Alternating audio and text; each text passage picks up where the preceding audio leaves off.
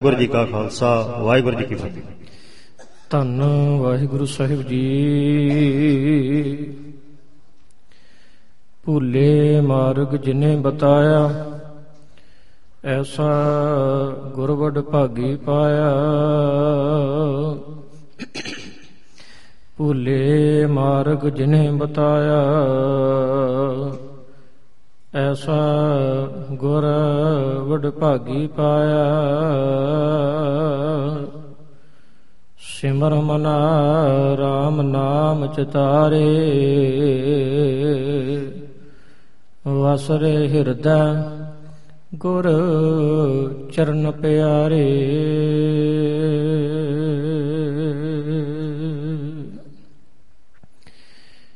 ਜੁਗ ਜੁਗ ਅਟਲ ਕਿਰਪਾ ਨਿਦਾਨ ਪਤਿਤ ਪਾਵਨ ਸਤਿਗੁਰੂ ਸਾਹਿਬ ਸ੍ਰੀ ਗੁਰੂ ਗ੍ਰੰਥ ਸਾਹਿਬ ਸੱਚੇ ਪਾਤਸ਼ਾਹ ਜੀ, ਸਤਿਗੁਰਾਂ ਦੀ ਪਵਿੱਤਰ ਹਜ਼ੂਰੀ ਦੇ ਅੰਦਰ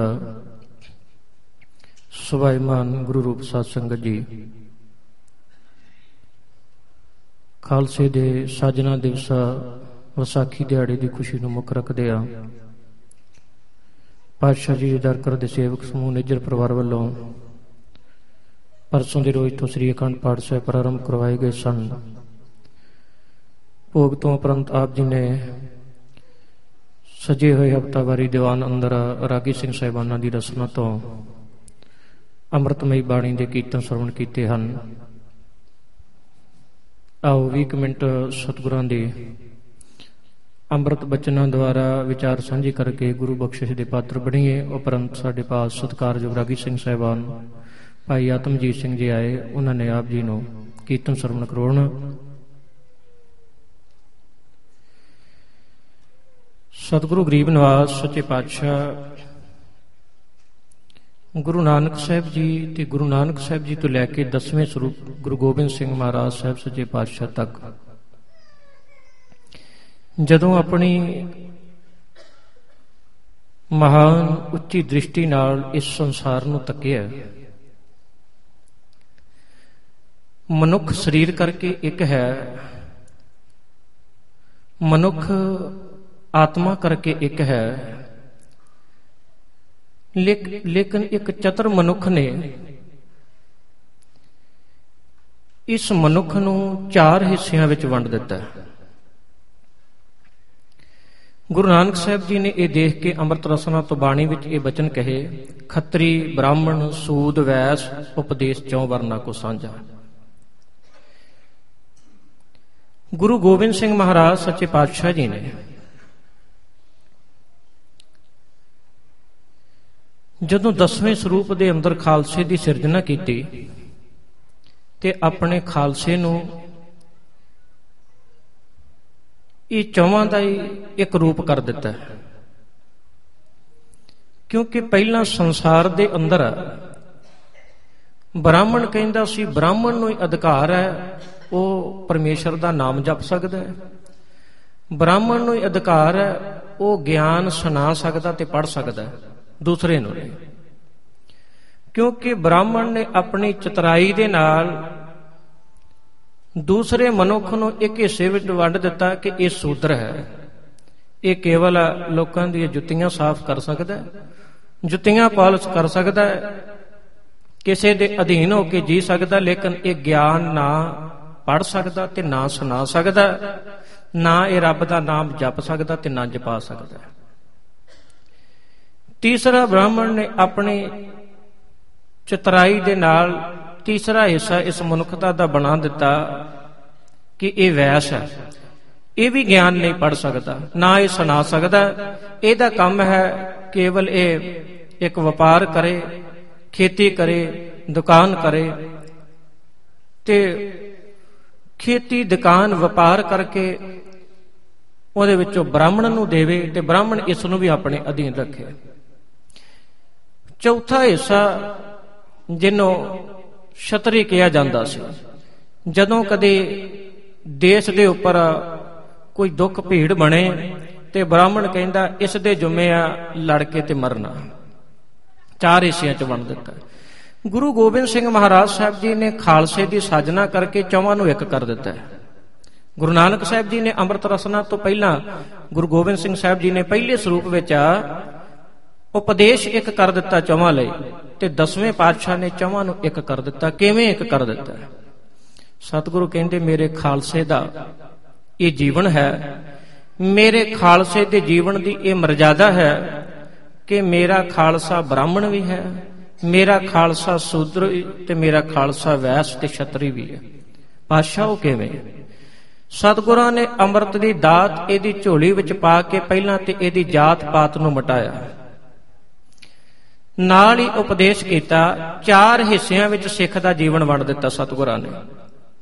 ਸਤਿਗੁਰੂ ਕਹਿੰਦੇ ਅੰਮ੍ਰਿਤ ਵੇਲੇ ਉੱਠ ਕੇ ਮੇਰਾ ਸਿੱਖ ਉਸ ਵਾਹਿਗੁਰੂ ਅਕਾਲ ਪੁਰਖ ਦੀ ਬਾਣੀ ਉਹਦੀ ਵਡਿਆਈ ਕਰੇ, ਆਪ ਗਿਆਨ ਪੜ੍ਹੇ ਤੇ ਦੂਸਰਿਆਂ ਨੂੰ ਸਰਵਣ ਕਰਵਾਵੇ। ਕਹਿੰਦੇ ਇਹ ਬ੍ਰਾਹਮਣ ਵਾਲਾ ਜੀਵਨ ਆ ਮੇਰੇ ਸਿੱਖ ਦਾ।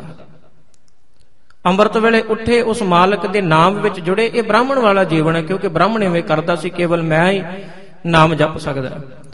ਕਹਿੰਦੇ ਮੇਰਾ ਸਿੱਖ ਗੁਰੂ ਘਰ ਵਿੱਚ ਜਾਵੇ, ਜਾ ਕੇ ਸੰਗਤ ਦੇ ਜੋੜੇ ਝਾੜੇ, ਸੰਗਤ ਦੀ ਸੇਵਾ ਕਰੇ। ਕਹਿੰਦੇ ਇਹ ਮੇਰੇ ਸਿੱਖ ਦਾ ਸ਼ੂਦਰ ਵਾਲਾ ਜੀਵਨ ਹੈ। ਮੇਰਾ ਸਿੱਖ ਜਿੱਥੇ ਬ੍ਰਾਹਮਣ ਹੈ ਉੱਥੇ ਸ਼ੂਦਰ ਵਾਲਾ ਜੀਵਨ ਵੀ ਮੇਰੇ।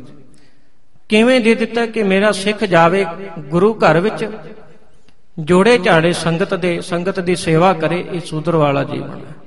ਕਹਿੰਦੇ ਫਿਰ ਇਹ ਦੋਨੇ ਕੰਮ ਕਰਦੇ ਆ ਮੇਰਾ ਸਿੱਖ ਅੰਮ੍ਰਿਤ ਵੇਲੇ ਨੂੰ ਸੰਭਾਲ ਕੇ ਗੁਰੂ ਸੰਗਤ ਦੀਆਂ ਸੇਵਾਵਾਂ ਜੀਵਨ ਵਿੱਚ ਕਰਕੇ, ਉਸ ਤੋਂ ਬਾਅਦ ਤੀਸਰਾ ਕਹਿੰਦੇ ਮੇਰਾ ਸਿੱਖ ਦੁਕਾਨ ਕਰੇ, ਵਪਾਰ ਕਰੇ, ਖੇਤੀ ਕਰੇ, ਉਹ ਕਿਰਤ ਕਰਕੇ ਤੇ ਉਸ ਕਿਰਤ ਵਿੱਚੋਂ ਗੁਰੂ ਹਿੱਤ ਇਸ ਕਹਿਨਾਤ ਪ੍ਰਮਾਤਮਾ ਦੀ ਕੁਦਰਤ ਦੇ ਹਿੱਤ ਦਸਵੰਧ ਕੱਢੇ, ਲੋੜਵੰਦਾਂ ਦੀ ਸੇਵਾ ਕਰੇ। ਪਾਤਸ਼ਾਹ ਜੀ ਕਹਿੰਦੇ ਇਹ ਵੈਸ ਵਾਲਾ ਜੀਵਨ ਆ ਮੇਰੇ ਸਿੱਖ ਦਾ। ਇਹ 3 ਹਿੱਸਿਆਂ ਵਿੱਚ ਸਿੱਖ ਦਾ ਜੀਵਨ ਵੰਡ ਕੇ ਫਿਰ ਚੌਥਾ ਸਤਿਗੁਰੂ ਪਾਤਸ਼ਾਹ ਕਹਿੰਦੇ ਜਦੋਂ ਕੌਮ ਦੇ ਉੱਪਰ, ਜਦੋਂ ਦੇਸ਼ ਦੇ ਉੱਪਰ ਕੋਈ ਦੁੱਖ ਕੋਈ ਭੀੜ ਬਣੇ ਤੇ ਮੇਰਾ ਸਿੱਖ ਤਲਵਾਰ ਚੁੱਕ ਕੇ ਮਜਲੂਮਾਂ ਦੀ ਰੱਖਿਆ ਕਰੇ। ਕਹਿੰਦੇ ਇਹ ਛਤਰੀ ਵਾਲਾ ਜੀਵਨ ਆ ਮੇਰੇ ਸਿੱਖ ਦਾ। 4 ਹਿੱਸਿਆਂ ਵਿੱਚ ਸਿੱਖ ਨੂੰ ਕਲਗੀਧਰ ਪਿਤਾ ਨੇ ਖਾਲਸੇ ਦੀ ਸਾਜਨਾ ਕਰਕੇ, ਕਿਉਂਕਿ ਸਤਿਗੁਰਾਂ ਦੀ ਦ੍ਰਿਸ਼ਟੀ ਦੇਖੋ ਕਿੰਨੀ ਉੱਚੀ। ਭਾਵੇਂ ਹੋਰ ਧਰਮਾਂ ਦੇ ਅੰਦਰ ਜੋ ਕਰਮ ਕੀਤੇ ਗਏ ਉਹਨਾਂ ਨੂੰ ਕਰਮਕਾਂਡ ਕਿਹਾ ਜਾਂਦਾ ਹੈ, ਪਰ ਗੁਰੂ ਨਾਨਕ ਸਾਹਿਬ ਜੀ ਦੇ ਧਰਮ ਅੰਦਰ ਕੋਈ ਕਰਮਕਾਂਡ ਨਹੀਂ ਹੈ। ਦੇਖੋ 5 ਪਿਆਰੇ ਸਾਹਿਬਾਨਾਂ ਦੇ ਸਤਿਗੁਰਾਂ ਨੇ ਸੀਸ ਲਏ, ਤੇ ਜਦੋਂ ਗਹੁ ਨਾਲ ਵਿਚਾਰੋ ਪੜੋ ਤੇ ਹੈਰਾਨ ਹੋ ਜਾਈਦਾ। ਸਤਿਗੁਰਾਂ ਨੇ ਇੰਨੀ ਤਰਤੀਬ ਦੇ ਨਾਲ ਉਹਨਾਂ ਪੰਜਾਂ ਦੇ ਉੱਪਰ ਬਖਸ਼ਿਸ਼ ਕਰਕੇ ਉਹਨਾਂ ਨੂੰ ਉਠਾਇਆ ਕਿ ਉਹਨਾਂ ਦੇ ਨਾਮ ਤੋਂ ਵੀ ਇੰਨਾ ਵੱਡਾ ਗਿਆਨ ਬਖਸ਼ਿਸ਼ ਕਰ ਦਿੱਤਾ ਆਪਣੀ ਕੌਮ ਨੂੰ। ਸਤਿਗੁਰਾਂ ਦੇਖਿਆ ਕਿ ਇਸ ਮਨੁੱਖ ਦੇ ਹੱਥ ਵਿੱਚ ਕੱਲੀ ਤਲਵਾਰ ਹੈ ਤੇ ਮਨੁੱਖ ਜ਼ੁਲਮੀ ਹੈ। ਕੇਵਲ ਤਲਵਾਰ ਮਨੁੱਖ ਦੇ ਕੋਲ ਹੋਵੇ, ਮਨੁੱਖ ਜ਼ੁਲਮ ਕਰਦਾ ਤਲਵਾਰ ਨਾਲ। ਲੇਕਿਨ ਸਤਿਗੁਰਾਂ ਨੇ ਦੇਖਿਆ ਕਿ ਜੇ ਕੱਲੀ ਮਾਲਾ ਹੀ ਹੋਵੇ ਇਹਦੇ ਹੱਥ ਵਿੱਚ ਤੇ ਇਹ ਤੇ ਨਿਰਬਲ ਹੋ ਜਾਵੇਗਾ, ਇਹਨੂੰ ਕੋਈ ਵੀ ਆ ਕੇ ਮਿਟਾ ਦੇਵੇਗਾ, ਮਾਰ ਦੇਵੇਗਾ, ਆਪਣੇ ਪੈਰਾਂ ਥੱਲੇ ਲਤਾੜ ਦੇਵੇਗਾ। ਸਤਿਗੁਰਾਂ ਕਿਹਾ ਨਾ ਤੇ ਕੱਲੀ ਮਾਲਾ ਸਿੱਖ ਦੇ ਹੱਥ ਵਿੱਚ ਰਹਿਣ ਦੇਣੀ ਤੇ ਨਾ ਕੱਲੀ ਤਲਵਾਰ ਰਹਿਣ ਦੇਣੀ। ਕੱਲੀ ਤਲਵਾਰ ਹੋਵੇਗੀ, ਗੁਰੂ ਦੀ ਮੱਤ ਨਹੀਂ ਹੋਵੇਗੀ ਤੇ ਜ਼ੁਲਮ ਕਰੇਗਾ। ਕਿਉਂਕਿ ਆਪਾਂ ਇਤਿਹਾਸ ਵਿੱਚ ਪੜ੍ਹਦੇ ਹਾਂ ਔਰੰਗਜ਼ੇਬ ਦੇ ਹੱਥ ਵਿੱਚ ਕੱਲੀ ਤਲਵਾਰ ਹੈ, ਜ਼ੁਲਮ ਕਰਦਾ। ਗੁਰੂ ਗੋਬਿੰਦ ਸਿੰਘ ਮਹਾਰਾਜ ਸਾਹਿਬ ਜੀ ਦੇ ਹੱਥ ਵਿੱਚ ਤਲਵਾਰ ਵੀ ਹੈ ਤੇ ਨਾਲ ਪਰਮੇਸ਼ਰ ਦਾ ਨਾਮ ਵੀ ਮਾਲਾ ਵੀ ਹੈ। ਸਤਿਗੁਰੂ ਜ਼ੁਲਮ ਨੂੰ ਮਿਟਾਉਂਦੇ ਉਹੀ ਤਲਵਾਰ ਨਾਲ। ਜਿਸ ਤਲਵਾਰ ਨਾਲ ਔਰੰਗਜ਼ੇਬ ਮਜਲੂਮਾਂ ਨੂੰ ਲਤਾੜਦਾ, ਉਹੀ ਤਲਵਾਰ ਨਾਲ ਗੁਰੂ ਗੋਬਿੰਦ ਸਿੰਘ ਮਹਾਰਾਜ ਮਜਲੂਮਾਂ ਨੂੰ ਬਚਾਉਂਦੇ। ਸਤਿਗੁਰਾਂ ਨੇ ਕਿੰਨੀ ਤਰਤੀਬ ਦਿੱਤੀ। ਦੇਖਿਆ ਆਪਣੀ ਦ੍ਰਿਸ਼ਟੀ ਦੇ ਨਾਲ ਕਿ ਔਰੰਗਜ਼ੇਬ ਵਰਗਾ ਬਾਦਸ਼ਾਹ ਕਹਿਰ ਕਰਦਾ ਪਿਆ ਪਰਮਾਤਮਾ ਵਾਹਿਗੁਰੂ ਅਕਾਲ ਪੁਰਖ ਦੀ ਕਹਿਨਾਤ ਕੁਦਰਤ ਦੇ ਉੱਪਰ, ਮਜਲੂਮਾਂ ਨੂੰ, ਤਪੱਸਿਆ ਕਰਨ ਵਾਲਿਆਂ ਨੂੰ ਆਪਣੀ ਤਲਵਾਰ ਨਾਲ ਲਟਾਈ ਜਾਂਦਾ। ਤੇ ਸਤਿਗੁਰਾਂ ਨੇ ਜਿੱਦਣ ਖਾਲਸੇ ਦੀ ਸਾਜਨਾ ਕੀਤੀ ਤੇ ਉਸ ਸਮੇਂ ਭਾਵੇਂ ਸੁਭਾਵਕ ਆਪਣੀ ਰਸਨਾ ਤੋਂ ਇਹ ਬਚਨ ਕਹੇ ਸੰਗਤ ਦੇ ਸਾਹਮਣੇ ਆ ਕੇ ਇੱਕ ਸੀਸ ਦੀ ਲੋੜ ਹੈ, ਲੇਕਿਨ ਸਭ ਤੋਂ ਪਹਿਲਾਂ ਸੀਸ ਲਿਆ ਭਾਈ ਦਇਆ ਸਿੰਘ ਜੀ ਦਾ। ਭਾਈ ਦਇਆ ਰਾਮ ਤੋਂ ਦਇਆ ਸਿੰਘ ਅੰਮ੍ਰਿਤ ਦੀ ਦਾਤ ਬਖਸ਼ਿਸ਼ ਕਰਕੇ ਸਤਿਗੁਰਾਂ ਬਣਾਇਆ। ਤੇ ਦੇਖੋ ਕਿੰਨਾ ਗਿਆਨ ਬਖਸ਼ਿਸ਼ ਕੀਤਾ। ਇਹਨਾਂ 5 ਪਿਆਰੇ ਸਾਹਿਬਾਨਾਂ ਦੇ ਸੀਸ ਲੈ ਕੇ ਸਤਿਗੁਰਾਂ ਨੇ ਕਿਉਂਕਿ ਸਤਿਗੁਰੂ ਕਹਿੰਦੇ ਕੋਈ ਵੀ ਧਰਮ ਹੈ ਉਸ ਧਰਮ ਦੀ ਬੁਨਿਆਦ ਤਾਂ ਬਣਦੀ, ਉਹਦੀ ਨੀਂਹ ਉਸ ਧਰਮ ਦਾ ਸਦੀਵੀ ਰਹਿਣਾ ਤਾਂ ਬਣਦਾ ਜੇ ਉਸ ਧਰਮ ਦੇ ਅੰਦਰ ਦਇਆ ਹੋਵੇ। ਤੇ ਜਿਸ ਧਰਮ ਵਿੱਚ ਦਇਆ ਨਾ ਹੋਵੇ ਉਹ ਧਰਮ ਕਦੀ ਬਹੁਤਾ ਸਮਾਂ ਨਹੀਂ ਰਹਿ ਸਕਦਾ, ਉਹਦਾ ਵਜੂਦ ਬਹੁਤ ਸਮਾਂ ਨਹੀਂ ਰਹਿੰਦਾ। ਕਿਉਂ? ਕਿਉਂਕਿ ਸਤਿਗੁਰਾਂ ਨੇ ਨਾਲ ਨਾਲ ਬਾਣੀ ਵਿੱਚ ਵੀ ਇਹ ਬਚਨ ਕਹੇ, ਧੌਲ ਧਰਮ ਦਇਆ ਕਾ ਪੂਤ, ਸੰਤੋਖ ਤਾਪ ਰੱਖਿਆ ਜਿਨ ਸੂਤ। ਦਇਆ ਤੋਂ ਬਿਨਾ ਧਰਮ ਕਿਸੇ ਅਰਥ ਨਹੀਂ ਹੈ, ਧਰਮ ਦਾ ਕੋਈ ਮੂਲ ਹੀ ਨਹੀਂ ਰਹਿ ਜਾਂਦਾ ਦਇਆ ਤੋਂ ਬਿਨਾ। ਸਤਿਗੁਰਾਂ ਨੇ ਸਭ ਤੋਂ ਪਹਿਲਾਂ ਸੀਸ ਲਿਆ ਭਾਈ ਦਇਆ ਰਾਮ ਜੀ ਦਾ, ਅੰਮ੍ਰਿਤ ਦੀ ਦਾਤ ਉਹਨਾਂ ਦੀ ਝੋਲੀ ਵਿੱਚ ਪਾ ਕੇ ਭਾਈ ਦਇਆ ਸਿੰਘ ਕਹਿਣ ਲੱਗੇ ਸਭ ਤੋਂ ਪਹਿਲਾਂ ਮੈਂ ਆਪਣੇ ਸਿੱਖ ਦੇ ਅੰਦਰ ਦਇਆ ਰੱਖੀ ਹੈ, ਜੇ ਦਇਆ ਨਹੀਂ ਤੇ ਗੁਰੂ ਦੀ ਸਿੱਖੀ ਨਹੀਂ ਕਮਾ ਸਕਦਾ। ਹੁਣ ਜਦੋਂ ਕਿਸੇ ਧਰਮ ਦੇ ਅੰਦਰ ਦਇਆ ਪਰਪੱਕ ਹੈ ਤੇ ਦਇਆ ਤੋਂ ਬਾਅਦ ਧਰਮੀ ਬਣਦਾ ਮਨੁੱਖ, ਪਹਿਲਾਂ ਧਰਮੀ ਨਹੀਂ ਬਣਦਾ ਮਨੁੱਖ। ਪਹਿਲਾਂ ਦਇਆ ਆਵੇ ਮਨੁੱਖ ਦੇ ਅੰਦਰ, ਫਿਰ ਮਨੁੱਖ ਕਹਿਲਾ ਸਕਦਾ ਇਹ ਧਰਮੀ ਹੈ। ਧਰਮੀ ਉਹਨੂੰ ਕਿਹਾ ਜਾਂਦਾ ਹੈ ਜਿਹਦੇ ਅੰਦਰ ਦਇਆ ਵਰਗੇ ਸ਼ੁਭ ਗੁਣ। ਦੂਸਰਾ ਸੀਸ ਲਿਆ ਭਾਈ ਧਰਮਚੰਦ ਜੀ ਦਾ, ਤੇ ਸਤਿਗੁਰਾਂ ਨੇ ਜਿੱਥੇ ਦਇਆ ਰੱਖੀ ਆਪਣੇ ਸਿੱਖ ਦੇ ਅੰਦਰ, ਭਾਈ ਧਰਮਚੰਦ ਜੀ ਦਾ ਸੀਸ ਲੈ ਕੇ ਅੰਮ੍ਰਿਤ ਦੀ ਦਾਤ ਉਹਨਾਂ ਦੇ ਜੀਵਨ ਵਿੱਚ ਪਾ ਕੇ ਸਤਿਗੁਰੂ ਕਹਿੰਦੇ ਜਿੱਥੇ ਮੇਰੇ ਸਿੱਖ ਅੰਦਰ ਦਇਆ ਹੈ ਉੱਥੇ ਮੇਰਾ ਸਿੱਖ ਧਰਮੀ ਵੀ ਹੈ, ਧਰਮੀ ਵੀ ਹੈ। ਔਰ ਤੀਸਰਾ ਸੀਸ ਲਿਆ ਸਤਿਗੁਰਾਂ ਨੇ ਭਾਈ ਹਿੰਮਤ ਸਿੰਘ ਜੀ ਦਾ। ਸਤਿਗੁਰੂ ਪਾਤਸ਼ਾਹ ਜੀ ਕਹਿਣ ਲੱਗੇ ਜਿੱਥੇ ਮੇਰੇ ਸਿੱਖ ਦੇ ਅੰਦਰ ਦਇਆ ਹੈ, ਧਰਮ ਹੈ, ਉੱਥੇ ਮੇਰੇ ਸਿੱਖ ਦੇ ਵਿੱਚ ਹਿੰਮਤ ਵੀ ਹੋਣੀ ਚਾਹੀਦੀ। ਹਿੰਮਤ ਕਿਸ ਵਾਸਤੇ? ਮੇਰਾ ਸਿੱਖ ਅੰਮ੍ਰਿਤ ਵੇਲੇ ਉੱਠੇ, ਉਸ ਮਾਲਕ ਦੇ ਨਾਮ ਵਿੱਚ ਜੁੜੇ, ਮੇਰਾ ਸਿੱਖ ਹਿੰਮਤ ਕਰੇ, ਕਿਰਤ ਕਰੇ, ਆਪਣਾ ਜੀਵਨ ਦੀ ਪਰਵਦਗਾਰ ਕਰੇ, ਕਿਸੇ ਦੂਸਰੇ ਦਾ ਸਹਾਈ ਬਣੇ। ਤੇ ਹਿੰਮਤੀ ਮਨੁੱਖ ਉਹੀ ਹੋ ਸਕਦਾ ਜਿਸ ਮਨੁੱਖ ਦੇ ਅੰਦਰ ਦਇਆ ਤੇ ਧਰਮ ਇਹ ਦੋ ਗੁਣ ਹੈ। ਦਇਆ ਤੇ ਧਰਮ ਜਿਸ ਮਨੁੱਖ ਦੇ ਜੀਵਨ ਅੰਦਰ ਹੈ ਉਹ ਮਨੁੱਖ ਹਿੰਮਤੀ ਵੀ ਹੋਵੇਗਾ। ਤੇ ਸਤਿਗੁਰੂ ਕਹਿੰਦੇ ਇਹ ਤਿੰਨ ਚੀਜ਼ਾਂ ਮੇਰੇ ਸਿੱਖ ਦੇ ਅੰਦਰ ਆ, ਦਇਆ, ਧਰਮ, ਹਿੰਮਤ। ਤੇ ਚੌਥਾ ਸੀਸ ਲਿਆ ਭਾਈ ਮੋਹਕਮ ਚੰਦ ਜੀ ਦਾ। ਮੋਹਕਮ ਦਾ ਅਰਥ ਹੈ ਮੋਹ ਤੋਂ ਰਹਿਤ। ਸਤਿਗੁਰੂ ਪਾਤਸ਼ਾਹ ਕਹਿੰਦੇ ਜਿਹਦੇ ਅੰਦਰ ਦਇਆ ਹੋਵੇ, ਜਿਹਦੇ ਅੰਦਰ ਧਰਮ ਹੋਵੇ, ਜਿਹਦੇ ਅੰਦਰ ਗੁਰੂ ਨੂੰ ਪਰਮੇਸ਼ਰ ਨੂੰ ਜਪਣ ਲਈ ਹਿੰਮਤ ਹੈ, ਅੰਮ੍ਰਿਤ ਵੇਲਾ ਸੰਭਾਲਣ ਵਾਲਾ, ਦਸਾਂ ਨੌਵਾਂ ਦੀ ਕਿਰਤ ਕਰਨ ਵਾਲਾ, ਗਰੀਬ ਨਵਾਜ ਪਾਤਸ਼ਾਹ ਜੀ ਕਹਿੰਦੇ ਉਹ ਮੋਹ ਤੋਂ ਰਹਿਤ ਹੋ ਕੇ ਇਸ ਕਹਿਨਾਤ ਕੁਦਰਤ ਦੀ ਆਪਣੀ ਕੌਮ ਦੀ ਸੇਵਾ ਕਰਨ ਲਈ ਵੀ ਤਤਪਰ ਹੋ ਸਕਦਾ। ਕਿਉਂਕਿ ਜਿਹੜਾ ਮੋਹ ਵਿੱਚ ਵੱਜਿਆ ਹੋਇਆ ਉਹ ਕਲਗੀਧਰ ਪਿਤਾ ਸਾਹਿਬ ਸ੍ਰੀ ਗੁਰੂ ਗੋਬਿੰਦ ਸਿੰਘ ਮਹਾਰਾਜ ਸਾਹਿਬ ਜੀ ਵਾਂਗੂ ਆਪਣਾ ਪਰਿਵਾਰ ਨਹੀਂ ਨਿਸ਼ਾਵਰ ਕਰ ਸਕਦਾ। ਪਰਿਵਾਰ ਤੇ ਕੀ, ਉਹ ਆਪਣਾ ਸਰੀਰ ਵੀ ਨਹੀਂ ਨਿਸ਼ਾਵਰ ਕਰ ਸਕਦਾ। ਆਪਣੇ ਪੁੱਤਰਾਂ ਨੂੰ ਤੇ ਬੱਚਿਆਂ ਨੂੰ ਤੇ ਕੀ ਨਿਸ਼ਾਵਰ ਕਰਨਾ ਕੌਮ ਤੋਂ। ਸਤਿਗੁਰੂ ਕਹਿੰਦੇ ਇਹ ਚੌਥਾ ਗਣ ਮੋਹ ਤੋਂ ਨਿਵਰਤ ਰਹਿਣਾ, ਪ੍ਰੇਮ ਜ਼ਰੂਰ ਕਰਨਾ ਸਾਰਿਆਂ ਨਾਲ, ਪ੍ਰੇਮ ਵਿੱਚ ਜੀਵਨ ਨੂੰ ਗੁਜ਼ਾਰਨਾ, ਲੇਕਿਨ ਮੋਹ ਨਹੀਂ। ਕਿਉਂਕਿ ਮੋਹ ਕਰਕੇ ਮਨੁੱਖ ਆਪਣੇ ਨਾਲ ਵੱਜਦਾ ਹੈ, ਮੋਹ ਕਰਕੇ ਮਨੁੱਖ ਸਾਰਿਆਂ ਨਾਲ ਨਹੀਂ। ਸਤਿਗੁਰਾਂ ਨੇ ਇਹ ਚਾਰ ਗੁਣ, ਪੰਜ ਪਿਆਰੇ ਸਾਹਿਬਾਨ ਉਹਨਾਂ ਦੇ ਸੀਸ ਲੈ ਕੇ ਸਿੱਖ ਅੰਦਰ ਰੱਖ ਕੇ, ਤੇ ਸਤਿਗੁਰੂ ਕਹਿੰਦੇ ਜਿਹਦੇ ਅੰਦਰ ਇਹ ਚਾਰ ਗੁਣ ਹੋਣਗੇ, ਪਹਿਲਾ ਦਇਆ, ਦੂਜਾ ਧਰਮ, ਤੀਜਾ ਹਿੰਮਤ, ਚੌਥਾ ਮੋਹ ਤੋਂ ਰਹਿਤ, ਕਹਿੰਦੇ ਪੰਜਵਾਂ ਲਿਆ ਭਾਈ ਸਾਹਿਬ ਚੰਦ ਜੀ ਦਾ ਸੀਸ। ਤੇ ਸਾਹਿਬ ਦਾ ਅਰਥ ਹੁੰਦਾ ਮਾਲਕ। ਸਾਹਿਬ ਕਹਿੰਦੇ ਮਾਲਕ ਨੂੰ, ਧੰਨ ਗੁਰੂ ਗ੍ਰੰਥ ਸਾਹਿਬ ਮਾਲਕ। ਪਾਤਸ਼ਾਹ ਜੀ ਕਹਿੰਦੇ ਜਿਸ ਮਨੁੱਖ ਦੇ ਅੰਦਰ ਇਹ ਚਾਰ ਗੁਣ ਹੋਣਗੇ, ਕਹਿੰਦੇ ਉਹਨੂੰ ਸਾਹਿਬ ਮਾਲਕ ਵਾਹਿਗੁਰੂ ਅਕਾਲ ਪੁਰਖ ਦੀ ਪ੍ਰਾਪਤੀ ਕਰਨ ਦੇ ਲਈ ਥਾਂ ਥਾਂ ਤੇ ਨਹੀਂ ਭਟਕਣਾ ਪਵੇਗਾ, ਉਹਨੂੰ ਕੋਈ ਕਰਮ ਕਾਂਡ ਨਹੀਂ ਕਰਨੇ ਪੈਣਗੇ। ਜਿਹਦੇ ਜੀਵਨ ਅੰਦਰ ਇਹ ਚਾਰ ਗੁਣ ਹਨ, ਪਾਤਸ਼ਾਹ ਜੀ ਕਹਿੰਦੇ ਉਹਨੂੰ ਸੰਸਾਰ ਤੇ ਪਰਿਵਾਰ ਵਿੱਚ ਰਹਿੰਦੇ, ਸਾਹਿਬ ਦਾ ਅਰਥ ਹੈ ਮਾਲਕ ਵਾਹਿਗੁਰੂ ਪਰਮੇਸ਼ਰ, ਕਹਿੰਦੇ ਉਹਨੂੰ ਪਰਮੇਸ਼ਰ ਦੀ ਪ੍ਰਾਪਤੀ ਹੋ ਜਾਵੇਗੀ। ਸਤਿਗੁਰਾਂ ਨੇ ਕਿੰਨਾ ਮਹਾਨ ਗਿਆਨ ਬਖਸ਼ਿਸ਼ ਕੀਤਾ ਪੰਜ ਪਿਆਰੇ ਸਹਿਬਾਨਾਂ ਦੇ ਸੀਸ ਲੈ ਕੇ, ਉਹਨਾਂ ਦੇ ਜੀਵਨ ਵਿੱਚ ਅੰਮ੍ਰਿਤ ਦੀ ਦਾਤ ਪਾ ਕੇ।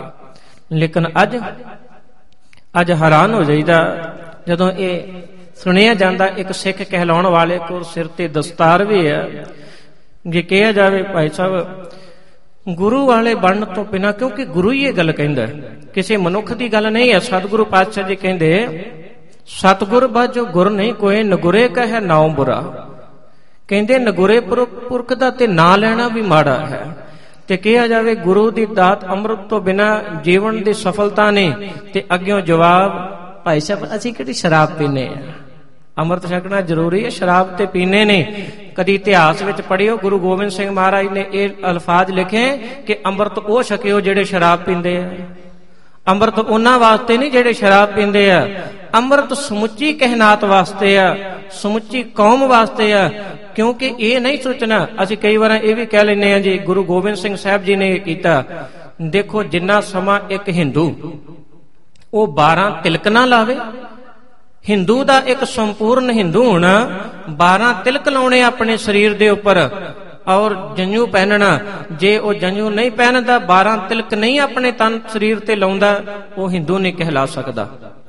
ਇੱਕ ਮੁਸਲਮਾਨ ਸੁਨਨਤ ਨਹੀਂ ਕਰਵਾਉਂਦਾ, ਉਹ ਮੁਸਲਮਾਨ ਨਹੀਂ ਕਹਿਲਾ ਸਕਦਾ। ਹਰ ਧਰਮ ਦੇ ਅੰਦਰ ਧਰਮ ਦੇ ਵਿੱਚ ਪ੍ਰਵੇਸ਼ ਕਰਨ ਦੇ ਲਈ, ਗੁਰੂ ਵਾਲਾ ਕਹਿਲਾਉਣ ਦੇ ਲਈ ਇੱਕ ਨਿਯਮ ਬਣਿਆ ਹੋਇਆ। ਤੇ ਗੁਰੂ ਗੋਬਿੰਦ ਸਿੰਘ ਮਹਾਰਾਜ ਸਾਹਿਬ ਜੀ ਨੇ ਵੀ ਇੱਕ ਨਿਯਮ ਬਣਾਇਆ ਕਿ ਜਿਹੜਾ ਗੁਰੂ ਨਾਨਕ ਦੇ ਚਰਨਾਂ ਦੀ ਬਖਸ਼ਿਸ਼ ਦਾ ਪਾਤਰ ਬਣਨ ਦੀ ਇੱਛਾ ਰੱਖਦਾ ਹੈ। ਹੁਣ ਦੂਸਰਾ ਸਵਾਲ ਇਹ ਵੀ ਆ, ਕਈ ਵਾਰ ਸਾਡੀਆਂ ਭੈਣਾਂ ਮਾਤਾਵਾਂ ਇਹ ਗੱਲ ਕਰਦੀਆਂ, ਕਹਿੰਦੀਆਂ ਭਾਈ ਸਾਹਿਬ ਅੰਮ੍ਰਿਤ ਤੇ ਛਕਦੇ ਆ ਲੇਕਿਨ ਸੋਨਾ ਪਾਉਣ ਤੋਂ ਮਨਾ ਕਰ ਦਿੰਦੇ। ਕਿੱਥੇ ਲਿਖਿਆ ਸੋਨਾ ਪਾਉਣ ਤੋਂ ਮਨਾ ਕਰ ਦਿੰਦੇ? ਕਿਤੇ ਗੁਰੂ ਗੋਬਿੰਦ ਸਿੰਘ ਸਾਹਿਬ ਜੀ ਦਾ ਰਹਿਤਨਾਮਾ ਦੱਸੋ, ਕਿਹੜੇ ਰਹਿਤਨਾਮੇ ਵਿੱਚ? ਬਾਣੀ ਵਿੱਚ ਕੋਈ ਲਿਖਿਆ ਸੋਨਾ ਪਾਉਣ ਤੋਂ ਮਨਾ ਕਰਦੇ ਆ? ਸੋਨਾ ਭਾਵੇਂ ਕਿਲੋ ਪਾਓ ਸਰੀਰ ਤੇ, ਕਦੀ ਗੁਰੂ ਸਾਹਿਬ ਜੀ ਨੇ ਮਨਾ ਨਹੀਂ ਕੀਤਾ ਸੋਨਾ ਪਾਉਣ ਤੋਂ। ਹਾਂ ਮਨਾਹੀ ਕੀਤੀ, ਪਰ ਕਿੱਥੇ ਕੀਤੀ ਆ? ਕੰਨ ਤੇ ਨੱਕ ਨੂੰ ਛੇਦ ਕੇ ਨਹੀਂ ਪਾਉਣਾ। ਕਿਉਂ ਕੰਨ ਤੇ ਨੱਕ ਛੇਦ ਕੇ ਕਿਉਂ ਨਹੀਂ ਪਾਉਣਾ ਸੋਨਾ? ਕਿਉਂਕਿ ਜਦੋਂ ਅਬਦਾਲੀ ਦਾ ਸਮਾਂ ਸੀ, ਮੁਗਲ ਰਾਜ ਸੀਗਾ, ਮੁਗਲ ਕੀ ਕਰਦੇ ਸੀ? ਭਾਰਤ ਦੀਆਂ ਬਹੁ ਬੇਟੀਆਂ ਨੂੰ ਆਪਣੇ ਅਧੀਨ ਕਰਕੇ ਉਹਨਾਂ ਨੂੰ ਦੂਸਰੇ ਦੇਸ਼ ਵਿੱਚ ਲਿਜਾ ਕੇ ਉਹਨਾਂ ਦੇ ਨੱਕ ਤੇ ਕੰਨ ਛੇਦ ਕੇ ਵਿੱਚ ਨੱਥ ਪਾ ਦਿੰਦੇ ਸਨ।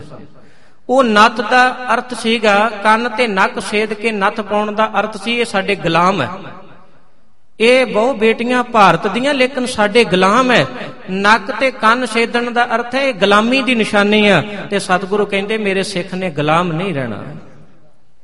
ਤਾਂ ਕਰਕੇ ਇੱਥੇ ਰਹਿਤ ਮਰਜ਼ਾਦਾ ਦੇ ਅੰਦਰ ਇਹ ਜੋ ਸ਼ਬਦ ਤਾਂ ਵਰਤੇ ਜਾਂਦੇ ਕਿ ਨੱਕ ਤੇ ਕੰਨ ਛੇਦ ਕੇ ਸੋਨਾ ਨਹੀਂ ਪਾਉਣਾ। ਗਲ ਵਿੱਚ ਭਾਵੇਂ ਹੱਥਾਂ ਵਿੱਚ ਭਾਵੇਂ ਕਿਲੋ ਸੋਨਾ ਪਾਓ, ਕਿੱਥੇ ਮਨਾਈ ਹੈ ਗੁਰਮਤ ਦੇ ਅੰਦਰ? ਕਹਿਣ ਲੱਗੇ ਜੀ ਅੰਮ੍ਰਿਤ ਤਾਂ ਨਹੀਂ ਛਕੀਦਾ, ਸੋਨੇ ਦੀ ਮਨਾਈ ਹੈ। ਸਮਝੋ ਇਸ ਚੀਜ਼ ਨੂੰ। ਦੂਸਰਾ ਕਈਆਂ ਦੇ ਵੀਰਾਂ ਦੇ ਇਹ ਵੀ ਸਵਾਲ ਹੁੰਦੇ, ਭਾਈ ਸਾਹਿਬ ਅੰਮ੍ਰਿਤ ਛਕ ਲਿਆ ਫਿਰ ਤੇ ਗਿਆਨੀ ਬਣ ਜਾਣਾ, ਆ ਜਿਵੇਂ ਤੁਸੀਂ ਲਿਬਾਸ ਪਾਇਆ ਇਹ ਪਹਿਨਣਾ ਪੈਣਾ। ਕਿੱਥੇ ਲਿਖਿਆ ਗੁਰਬਾਣੀ ਦੇ ਅੰਦਰ ਪੈਂਟ ਕੋਟ ਨਹੀਂ ਪਾਉਣਾ? ਲਿਬਾਸ ਪੂਰਾ ਪਾਉਣਾ। ਕੋਈ ਵੀ ਲਿਬਾਸ ਪਾਓ, ਲਿਬਾਸ ਕਿਸੇ ਦੀ ਮਨਾਹੀ ਨਹੀਂ ਹੈ। ਪੈਂਟ ਪਾਓ, ਟੀ-ਸ਼ਰਟ ਪਾਓ, ਜਿਹੜਾ ਮਰਜ਼ੀ ਲਿਬਾਸ ਪਹਿਨੋ। ਗੁਰੂ ਸਾਹਿਬ ਜੀ ਨੇ ਕਿਤੇ ਮਨਾਹੀ ਨਹੀਂ ਕੀਤੀ ਗੁਰਬਾਣੀ ਵਿੱਚ ਜਾਂ ਰਹਿਤ ਮਰਜ਼ਾਦਾ ਵਿੱਚ। ਦੱਸੋ ਕਿੱਥੇ ਲਿਖਿਆ ਹੋਇਆ? ਇਹ ਕੱਟੜਪੰਥੀਆਂ ਦੇ ਸਾਰੇ ਸਵਾਲ ਆ। ਇਹ ਲਿਬਾਸ ਨਹੀਂ ਪਹਿਨਣਾ, ਇਸ ਲਿਬਾਸ ਨਾਲ ਕੋਈ ਧਰਮ ਦਾ ਮਤਲਬ ਨਹੀਂ। ਲਿਬਾਸ ਕਿਹੜਾ ਨਹੀਂ ਪਹਿਨਣਾ? ਲਿਬਾਸ ਦੀ ਵੀ ਮਨਾਹੀ ਕੀਤੀ ਹੈ। ਬਾਣੀ ਪੜੋ, ਬਾਣੀ ਨੂੰ ਵਿਚਾਰੋ, ਫਿਰ ਪਤਾ ਲੱਗਦਾ ਕਿਹੜਾ ਲਿਬਾਸ ਨਹੀਂ ਪਹਿਨਣਾ। ਸਤਿਗੁਰੂ ਕਹਿੰਦੇ ਲਿਬਾਸ ਉਹ ਨਹੀਂ ਪਹਿਨਣਾ ਜਿਹੜਾ ਤੇਰੇ ਤਨ ਨੂੰ ਨੰਗਾ ਕਰੇ, ਤੇਰੇ ਤਨ ਨੂੰ, ਤੇਰੀ ਪੱਤ ਨੂੰ ਬੇਪਤ ਕਰੇ। ਕਹਿੰਦੇ ਉਹ ਲਿਬਾਸ ਨਹੀਂ, ਅਧੂਰਾ ਲਿਬਾਸ ਨਹੀਂ ਪਹਿਨਣਾ। ਤਨ ਤੇ ਕੱਪੜਾ ਤੇਰਾ ਸਾਰਾ ਤਨ ਢਕਿਆ ਹੋਣਾ ਚਾਹੀਦਾ।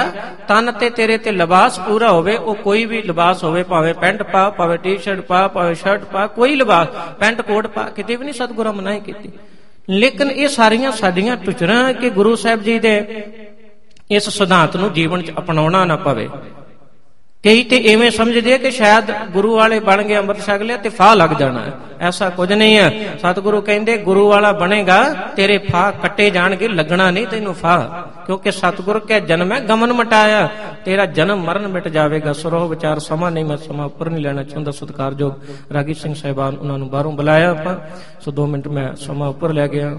ਸੱਚੇ ਪਾਤਸ਼ਾਹ ਕਿਰਪਾ ਕਰਨ, ਸਾਨੂੰ ਆਪਣੀ ਸਮੱਤ ਬਖਸ਼ਿਸ਼ ਕਰਨ, ਗੁਰੂ ਸਿਧਾਂਤ ਨਾਲ ਜੁੜ ਕੇ ਗੁਰੂ ਸਾਹਿਬ ਜੀ ਦੇ ਪਵਿੱਤਰ ਪਾਵਨ ਆਸ਼ੇ ਨੂੰ ਜੀਵਨ ਵਿੱਚ ਅਪਣਾ ਕੇ ਗੁਰੂ ਕੀਆਂ ਬਖਸ਼ਿਸ਼ਾਂ ਦੇ ਪਾਤਰ ਬਣ ਸਕੀਏ। ਸੋ ਗੁਰਮਤਿ ਵਿਚਾਰਾਂ ਕਰਦੇ ਹੋਏ ਭੁੱਲਾਂ ਦੀ ਮਾਫੀ ਦੇਣੀ, ਅੱਗੇ ਵਾਸਤੇ ਸਮੱਤ ਬਖਸ਼ਿਸ਼ ਕਰਨੀ। ਸੰਗਤ ਦੇ ਚਰਨਾਂ ਵਿੱਚ ਬੇਨਤੀ ਹੈ।